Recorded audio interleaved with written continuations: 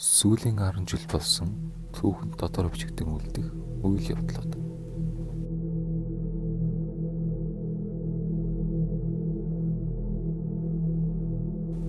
Луулуба Нана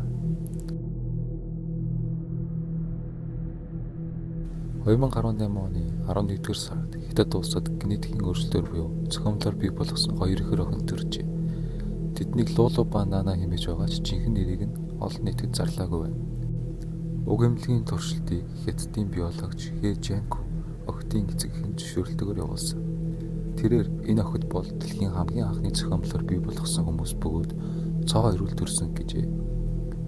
CRISPR-Cas9 технологийн тусламжтайгаар ДНК-г нь өөрчлөх боломжтой болсон тул ихрүүд төрөлхийн хүний тархалт хомсдлын вирусыг эсэргүүцэх чадвартай болсон байна. Туршилтыг нууцаар явуулсан ба олон нийтэд үр дүнгээ танилцуулсны дараа ихээхэн шүүмжлэлт агуулжээ. Олон нийтийн дунд үйл ажиллагаа үүссэний улмаас Хятадын эрх баригчид Хэ Жэнкугийн судалгааны бүх ажлыг зогсоогоо шийдсэн бөгөөд биологчийг өвийг нь хяналтанд ор их сургуулийн байранд байрлуулсан байна.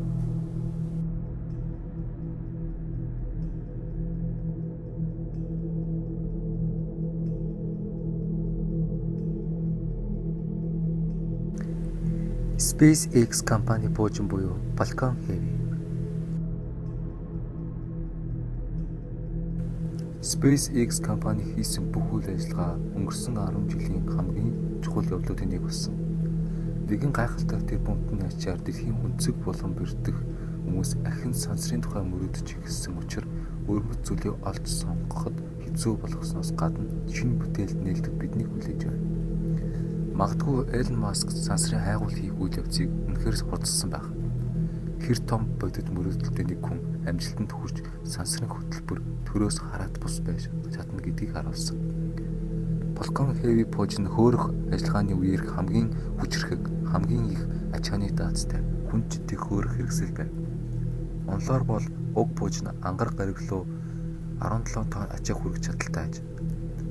Нэгэн удаагийн хөөрөх зардал нь 90 сая $90 болох ба өрсөлдөгч болох Delta IV Heavy хөөрөх зардал нь 400 сая $10-оос сэтрээд байгаа юм. Үүнээс гадна уг пуужин 28 хөтөлбөртэй гэдгээрээ дээд амжилттай болсон байдаг. 70-аад оноос хойш ихэнх дизайнерууд олон хөтөлбөртэй пуужин баталгаагүй гэж үздэг байв. Хэрв Falcon Heavy-ийн цаг хугацааны шалгуурыг давж найдвартай ажиллагаатай гэдгээ баталж чадвал пуужингийн салбарыг бүхэлд нь өөрчилж чадхаар ажээ.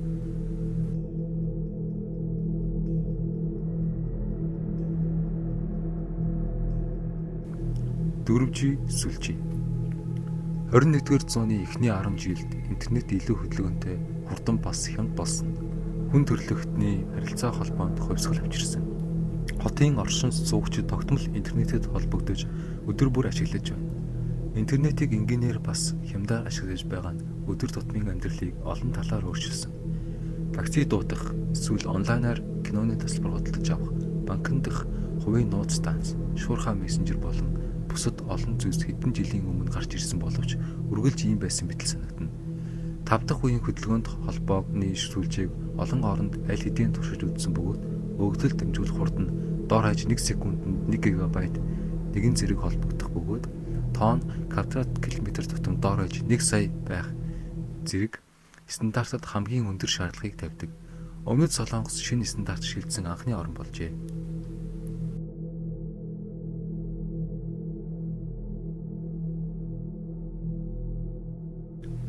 Арабын хавар. Арабын хавар гэдэг нь 2011 онд эхэлсэн үйл явдал юм. Ойрхон орнуудад хэд хэдэн хувьсгал гарч тухайн бүс нутгийн бүх улс орнуудад нөлөөлөв. Үүний үр дүнд зарим газарт бүхэл бүтэн дайн тэгдэж отооч үргэлжилсээр байна. Лив, Сир, Айман зэрэг зарим улс орнууд хуучин хил дээр үлдэх хэсэг нь эргэлзээтэй болсон. Эдгээр улс орны иргэд тэмч хурдан бүхэлд хүрэхгүйч энэ байдал тэднийг удаан зовох болно. Энэ мөргөлдөөн гаднаас тусламж нөөц авахгүйгээр 100-ны турш үргэлжилж мэднэ. Дайн тулдааны үр дүнд дор хаяж 800 мянган хүн амь өргөдөж хэдэн 10 сая хүн дөрвөлжүүлж олонх нь Европ руу явжээ. Уг үйл явдлаас болж олон үр дагавар бий болсон юм. Жишээ нь Нэг талаас Европ террорист халдлагын тоо мэдтгүүс нэмэгдсэн бол нөгөө талаас Европын нийгэм өөрөө радикалтай болж байна. Орос улсад болон дэлхийн бараг бүх оронд хэрэглэсэн байгууллага болох Исламын улс хэмээх бүлэглэлүүд гарч ирснийг үл тоомсорлох аргагүй юм. Тэд гарч ирсэн эхний жилүүдэд онцгой өрнөлттэй байв. Орчин үеийн харилцаа холбооны технологийн тусламжтайгаар тус бүлэг нь нийгмийн сүлжээнд алдар нэр олж 150 мянган гаруй идэвхтэй оролцогчдыг татаж чаджээ. Дэлхийд даяар идэвхгүй дэмжигчдийн тоо тодорхойгүй байна. Магадгүй тэд хэдэн 10 саяд хүрсэн байж мэдэх юм.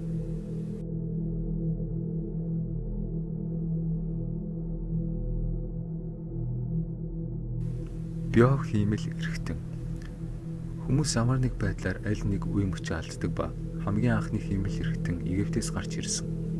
Жишээлбэл далайн тэрэмжид гар биш дэгээ хөлний оронд модон тулгуур байх шаардлагатай байна. Ийм байдлаар сахины хүртэл хиймэл эрхтэн хийх технологи төдийлөн өөрчлөгдөөгүй байна. 2010 онд Британий RSR Stepper компани бодлын хүчээр хяндаг биохимэл гарыг гаргасан юм. Түүнчлэн хяналт нь маш нарийн байсан учраас хүн түлхүүрээр хаалга онгойлгох, өндөг зуурах, итэмээс мөнгө авах зэрэг үйлдэлүүдийг болон ерөнхийдөө гараар хийх бүх төрлийн үүргүүдийг гүйцэтгэж чадсан байна. Хэдэн жилийн дараа өөр нэг компани болох Bionic нь бодлын хүчээр хяндаг байхаас гадна мэдрэх чадвартай шинэ үеийн хиймэл эрхтэн хийжээ. Хэдий байгалаас зайлсан мэдрэх чадварыг гүйцэтгэж гэсэн хиймэл эрхтэн гадаргууд хүрэх болон халуун хүйтнийг мэдэрдэг болсон байна. Энэ нь 15-аас 20 жилийн өмнөх үеийнхтэй харьцуулахад гайхалтай хэц юм. Одоогийн байдлаар ийм л хиймэл эрхтэн маш үнэтэй боловч 3D хэвлэлтийг хөгжүүлснээр тэдний өртөг буурах төлөвтэй байгаа ажээ. Америк нэгдсэн улсын засгийн газар цэргийн салбартай аль хэдийн ийм хиймэл эрхтэн олгоод эхэлжээ.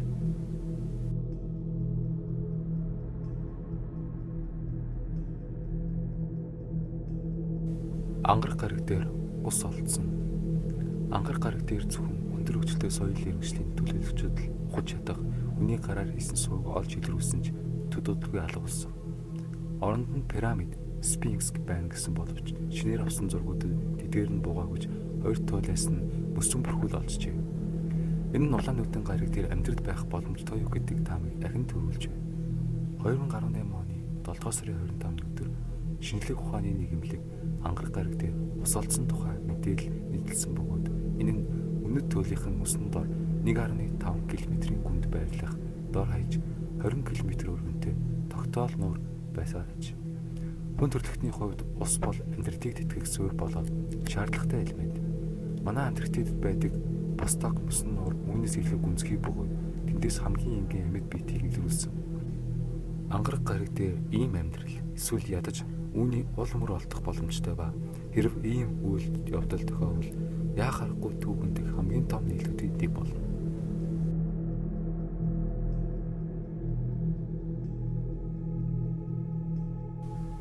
Татгалзлын дэлгөөнийг илрүүлсэн. 1916 онд Альберт Эйнштейний харьцангуй онолтыг үндэслэн татгалзлын дэлгөөний байдаг гэж өөрчлөлт хаамжилж байсан.